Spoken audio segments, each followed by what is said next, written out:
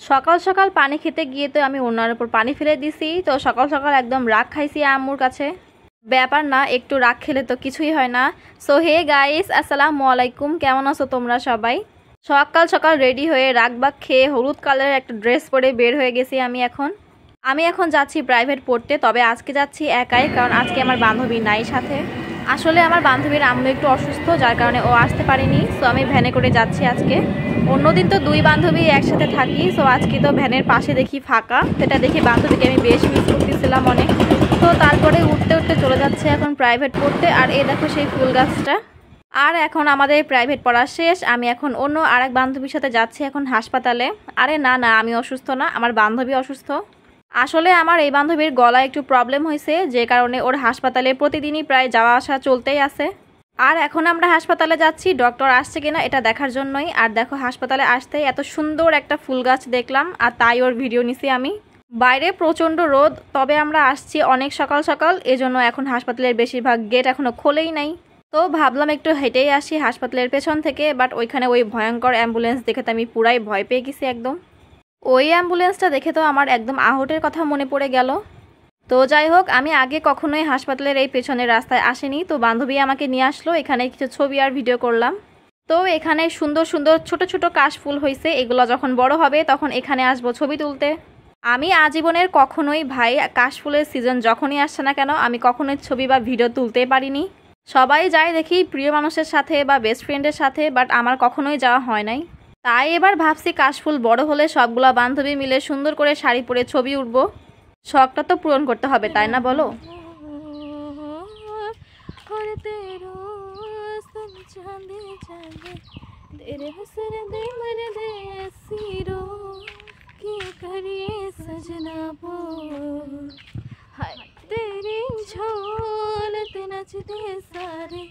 तेरे प्यार च करिए हर बोल सजना प्यादा बोल।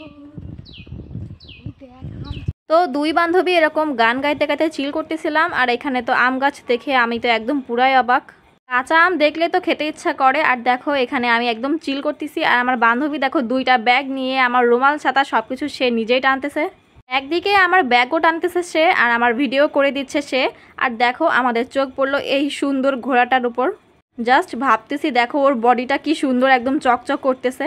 আমরা দুইজন ঘোড়ার যে এত পরিমাণে সুনাম করছি ভাই, ঘোড়া যদি বুঝতে পারতো আমাদের ভাষা তাহলে তো অজ্ঞান হয়ে পড়েই যেত। আমার বান্ধবী তো ঘোড়ার এই লেজে দেখে একদম সে ফিদা হয়ে গেছে। তো ওই পেছন থেকে ঘুরে এসে আবার চলে আসলাম আমরা হাসপাতালের সামনে। আর আবারও আমরা খোঁজ নিতে আসছি যে ডাক্তার আসছে কিনা।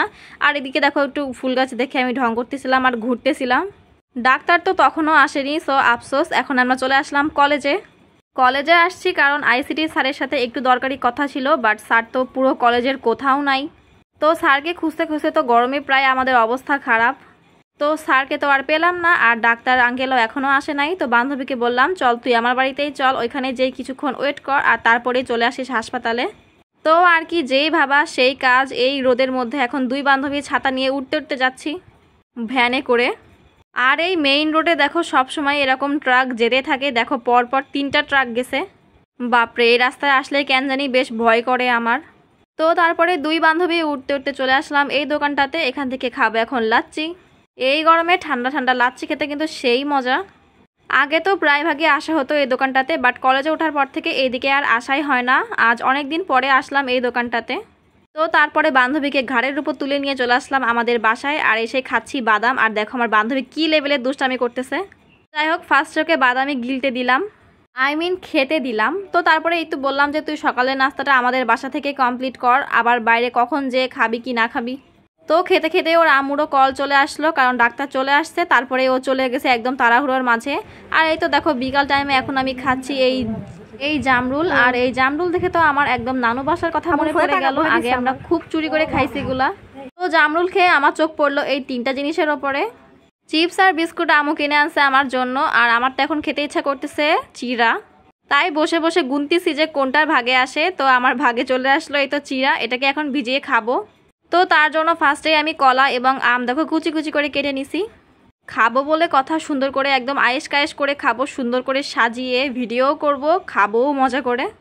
তো আমি এখন চিড়ে বেড়ে নিচ্ছি, আর আমার খাওয়া দেখে তো আম্মুরও খুব খেতে ইচ্ছা করতেছে, তো একটু বেশি করেই চিড়া ভিজাবো। সব থেকে তো বেস্ট হয় চিড়া দিয়ে, চিনি দিয়ে এবং নারকেল দিয়ে খেতে, বাট এই টাইমে তো নারকেল নাই, সো আমরা খাবো কলা দিয়ে আর আম দিয়ে। তো আমি এখানে পরিমাণ মতো নিয়ে নিচ্ছি, কারণ এটা হচ্ছে ভিজালে ফুলে যায় আর অনেক বেশি হয়ে যায়।